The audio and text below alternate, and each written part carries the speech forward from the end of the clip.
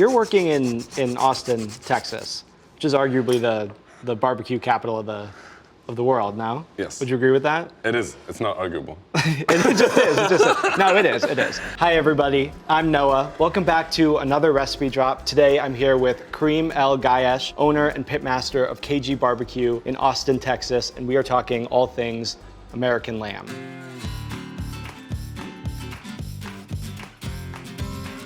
Kareem, maybe just give us a little overview of what we're actually making today. I grew up eating lamb. It's very familiar to me and it goes really well with barbecue. We have two different cuts that are better approached in two different ways. We have the lamb rack here, which we're gonna do a little bit of butchering to it. This is an item that you should cook hot and fast, whether you're roasting an oven or a smoker or a grill. And then we got the lamb ribs, which is more of an uncommon cut. It's highly marbled, it's a little bit tougher, but when you slow cook it, that marbling and that connective tissue melts down and give you a much more succulent, flavorful bite. This is sort of a special cut. Since this video is all about lamb and cuts and butchering, we're presenting the lamb rib in two different ways. There's ways you can buy it in the store. This more commonly, you're gonna find it split. Basically, this is the lamb rib, and this is the split version of it. So this is the nicer part of the lamb rib because there's two halves here. Think of this as like the spare rib of lamb. It's like the pork rib that comes off of the belly. There's a breast bone here that we're gonna do some fabrication to it. This split in half is this guy. Without the breastbone, it's a lot more knifeable. That's how they call it. It's a lot more easy to cut. This is like the best part of the lamb breast. Is there any terminology that somebody might want to know if they were going to their butcher and they were wanting to buy some of these cuts for themselves? Technically, this cut is called lamb breast. I don't find it to be the most appetizing name. When I sell it in my food truck, I call it lamb bacon. If you look at this section right here, you'll see all that belly fat. So this is basically the spare ribs with a lot of belly meat on it. But if you go to the butcher, you should ask for lamb breast, either whole or split. Over here, we got the lamb racks or lamb chops. These are Frenched. This one is cap on. So if you see here, we got the loin, and then this is the cap. You don't really want this. It's not common to buy this in the store and have the cap on. Right. So we're gonna show everyone how to remove the cap. We're gonna go ahead and start separating this. You can see there's a few layers in here. This layer on top, when you go to the store, you shouldn't be paying for this because this is not as tender of meat as the loin right here. If you go in, you wanna separate the whole. This is great for a stew meat. You can take this off, because you have kind of like a layer of lamb, so you want to come in with a small little, next with your butchering knife. I'm using here a 6-inch boning knife. It's probably the best tool to use for this method, but you can see how easily it peels off. And there's two layers. We are going to want to remove all of them. You can go one by one because the layer in the middle, it has a lot more fat to it. And then after you remove this is a great meat to use for stew. So you can cube it up and put it in your stew, or you can cut it up and make sausage with it. And you can see how easily it just comes off beautifully, and you have this nice little sheet of meat. We have here, this is the lamb breast, or as I like to call it, the lamb bacon rib. If I put this in the oven right away, what's gonna happen is that this really thin part is gonna dry out, it's gonna overcook. This is my line, this is my natural shape, this is what I'm gonna follow. I'm gonna just come in and cut right here. You might want to remove that cartilage and throw that away so that your grinder doesn't hit any bones or cartilage. Well, I appreciate that. Would be, yeah. I'm here to look out for Yeah, thank you. And then here, I'm going to trim just a little bit here. I mean, this is pretty much, it's ready to go. It's very even, right? This is half the battle in barbecue, right? I mean, that's brisket, right? It's taking something that sort of is like inherently uneven and trying to get it into the most aerodynamic shape possible. Exactly. As you can see, this breastbone right here is the one we're gonna wanna remove. If I move this rib right here, this is kind of where we wanna cut. It's gonna come in right here, the serrated knife. And I also don't wanna create, any corners, so I'm gonna try to kind of come in with a curved end. But you don't really, the thing is you don't wanna really cut any meat with the serrated knife. So you wanna cut the bone with the serrated knife, and as soon as the bone is done, you're done sewing the bone, you switch to the boning knife, okay? You're working in Austin, Texas, which is arguably the barbecue capital of the world now. Yes. Would you agree with that? It is. It's not arguable. It just is. No, it is. It is. But do you find it hard to introduce? I mean, like that's a beef town. That's a brisket town. Do you find it hard to introduce lamb or other cuts or styles of barbecue? Yeah, I would say it wasn't easy in the beginning. Austin is a young town, right? There's a lot of young people. They're very adventurous when it comes to food. So everybody wants to experiment and try new stuff, which is great for me. But you also have people that expect barbecue in a certain way. Like they want to come in and they want their half pound of brisket with a little bit of pickles and sliced onions and some white bread and barbecue sauce, you know, this is how they expect it. We get these people all the time in the food store. I tell them, like, I don't have white bread, I have pita bread, you know, and I have sumac onions. It's like, what? We're gonna do a dry rub on all of these, right? Yes. The same dry rub? The same dry rub. Can you tell us what's in this? I mean, it's really interesting. Absolutely. This is my own lamb chop rub. This is something that we sell in the food truck. It took me, a couple of years probably to develop this seasoning. This is equal parts salt, pepper. Brisket rub is always my base for all of my spice rubs. All starts with a base of equal parts in volume, salt and pepper. When I use salt, I always use kosher salt, and then I also use 16 mesh black pepper, or cafe grind. It's also referred to as cafe grind. This is a very specific grind of pepper that is crucial for barbecue or for seasoning roasts in general. You always want to use the coarser spices because that is what gives you the crispy bark on the outside. Interesting. That's the texture that you're going to get on the outside as it slowly caramelizes. But there's other stuff in there. Yeah, so we got like spices. Again, lamb pairs really well with the Middle Eastern spices. I'm a big fan of cumin myself. Oregano, you can use spices like coriander, fenugreek, cayenne, paprika. So I have a little bit of cayenne and paprika in here, a little bit of cumin and coriander. Oregano, I always even finish with a touch of oregano because oregano gives you that crispiness. And we do a mustard. A mustard slather, a binder, yes. It's called a binder or a slather. If you don't shake the mustard, the drops that come out are called mustard tears. So we don't want any tears involved. So never heard you want to make sure you shake your mustard. I'm gonna go with actually a light sprinkle of salt. Salt is always our most important ingredient here. And then I'm gonna go with the spice blend. The fattier the cut, the more seasonings it wants. Do a little bit of a heavier seasoning on this one here because it's thicker and fattier. Yeah. And then I'm gonna go with a touch of black pepper, and then we'll finish off with the crispy oregano on top. I mean, it looks really pretty too, right? It's like you're painting, right? This is the color I'm looking for. You kind of want to give it a nice gentle tap. But not a rub. No, I don't rub it at all because I worked on creating an even layer, so I don't really like to rub it and ruin that. They call it a dry rub, but you're not. You don't really want to smear. You don't want to massage or rub. You don't want to. No. We'll flip over and repeat the process. Ideally, if you have the time and the space, you want to actually let them sit in the seasoning for a little bit. But if you don't, it's perfectly fine to just hit the oven or the smoker right away. So I'm gonna put this one on one tray. We're gonna follow a pretty similar process. The amount of seasoning you put on the protein depends on how big it is. So the bigger the protein, the more seasoning you wanna put on it. When people see me put mustard on meat, they're like, what are you doing? Why are you putting mustard? This is gonna affect the flavor. I always say, no, in fact, it actually doesn't do anything to the flavor. What this does, it gives you a tacky surface so that your dry rub can stick. Yeah, it's just an adhesive. Adhesive, exactly. All right, here. All right, do you want to do the other side? I'll do the other side. All right, here you go ahead. No mustard tears, right? No sad mustard tears here. Yeah, just wipe the excess off of that. Yeah, that's perfect. From our pie. Exactly. You want to go, yeah, that's beautiful. More than that? A little bit light, yeah, that's perfect. Beautiful, that looks very nice. I'm not going to treat them the same. We need to roast them on different trays. They're gonna take different times. These I'm gonna go a little bit on the lower side because they're gonna take more time. If you wanna rush them, you can. You can go up to like 375, they take less time. If you cook them hot, 375, they might take about an hour and a half. These guys, it's better to go on the hotter side. 375, this could take 45 minutes or so. You can also glaze these. This is a good way to do it. You can do a glaze of barbecue sauce or pomegranate or a pomegranate molasses reduction. Yeah, sounds good.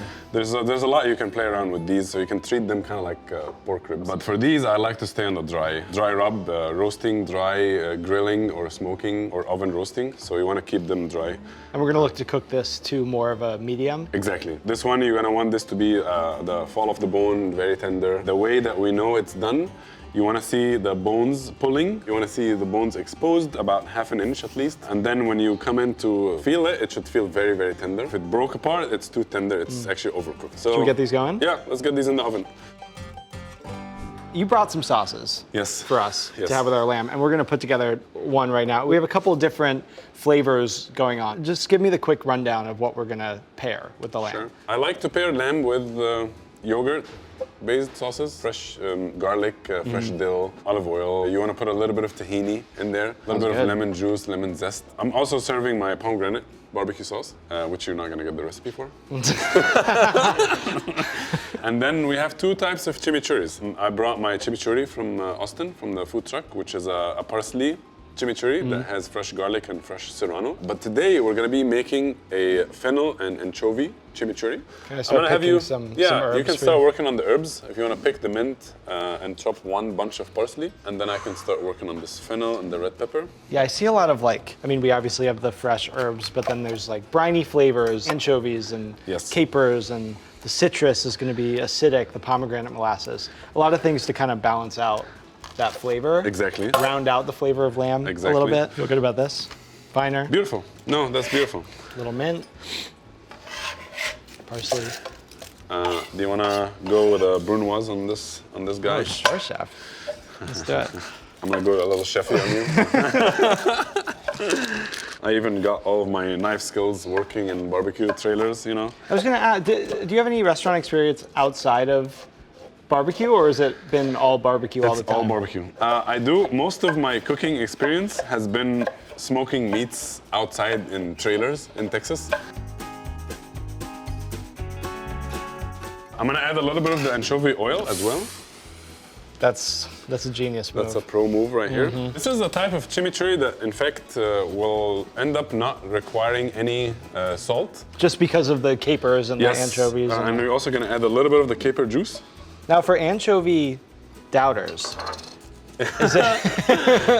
is this something where you're going to really taste the anchovies, or is it more of a subtle background thing? Like, do you have to like anchovies to like this? You don't really taste it. It's not on the front flavor at all.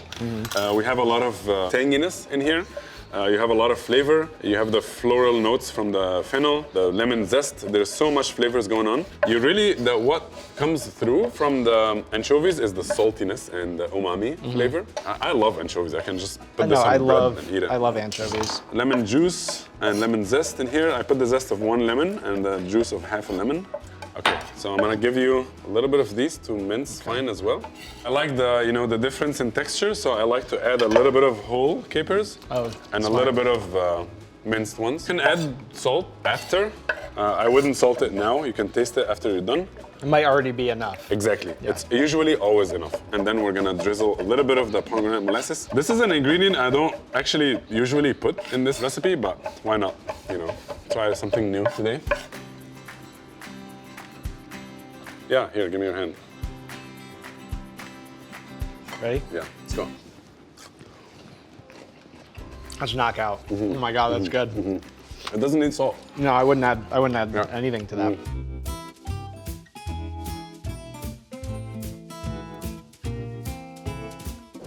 So these are all done? Yeah. Or no? Doesn't it look beautiful? They look gorgeous. We're actually gonna do a little bit more on one of them. This is done. I mean, you can see the beautiful crust. See how the oregano crisped up? This happens a lot. If you cook hot, the skin sometimes will separate, or the fat will separate a little bit, but that's totally fine. But you see how crispy it got right here, all these edges. When you eat that fat, it's gonna be just beautiful and crispy. I always recommend that you should start with a thermometer. Your probe should go right in the loin and sit in the thickest part of the rack, and it should read 135. And then you take it out, you let it rest for 15 minutes or so. This is a different. This is gonna have a very altogether. different feel. You see how we got a serious bark on this one, Right. which is perfect. This is beautiful. It's gonna have a nice crunch on the outside. It's gonna be really soft on the inside. But you can tell from the way that it's sort of peeled away from the bones. Yes. I mean, this is gonna. Exactly. Yeah, we got the nice peeling from the bones. This is gonna be really nice. We got a lot of fat that dripped out of this, both of them. Collected some of this fat. Gonna brush the rack. Anything that is dry, you wanna give it a little bit more love, this is just gonna rehydrate it, just makes it look better. It's more shiny. Yeah, that's gonna add some flavor. Yes, too. exactly. I mean, this is magic stuff. Yes, man. so we're gonna cook it like quickly, in a hot oven, like 5 to 10 minutes more. That's it. Great, Okay. let's do it. Let's go ahead and start with this one. You wanna see the angle where the bone goes, and your knife is always gonna be parallel to the angle. So you see how the angle of the bone is? Your knife has to be that way. On the other side of the rack, it's gonna be that way. If you try to go straight down, you're gonna ruin the whole thing. It's never gonna work, and it's gonna shred on you. It's not gonna look great. So you wanna start slowly, and I'm gonna go in here, and then as soon as I hit that bone, I'm gonna start wiggling my knife until I find the spot. And then you cut really easily in. Let me see how that looks. That's just gorgeous. I mean, that's perfect. I love, there's a beautiful technique of plating lamb ribs, of doing the crisscross technique. I like to start with the leaner, smaller bones so that we end up with the nice looking bones on top. So we'll go crisscross them that way. Some Egyptian dukkah. It's a very classic Egyptian condiment. It's basically toasted nuts, buzzed in the food processor with spices, cumin, garlic powder or granulated, lots of salt. I like to put a little bit of cayenne. It gives you a nice kick. So I'm gonna do a nice sprinkle here. And if you have any friends that have nuts allergy, you can just, you can just stop being friends with them. Because they're not gonna like this. And I like to, you can put little ramekins of your chimichurris or your yogurts or barbecue or anything. I like to dollop the chimichurri sometimes. We can actually do that here. Go in here with a few dollops. So vibrant, it's beautiful, fresh colors here. I just love pomegranate seeds. Just put a little of these for fun here. And then I always, Egypt meets Texas here. I mean, that's what it is. We're gonna put a little flags. And there you have it. Beautiful oven roasted rack of lamb. Now we're gonna go ahead and cut these down here.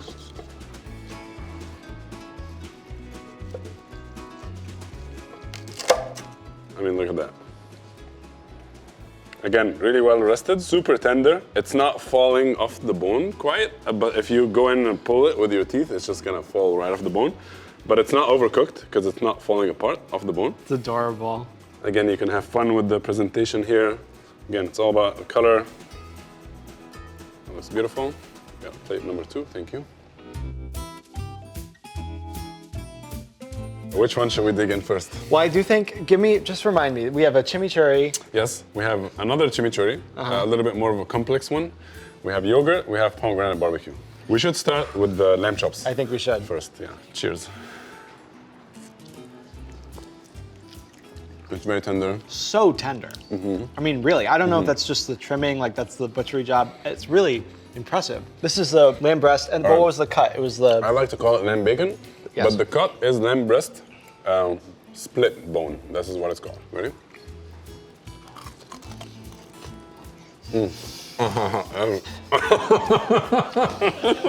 There's that layer of fat, pretty thick. I mean, that's what kind of makes it the belly section. It melts like nothing. It's so soft and tender. If you want to make any of these recipes at home, we're gonna have them all on the website.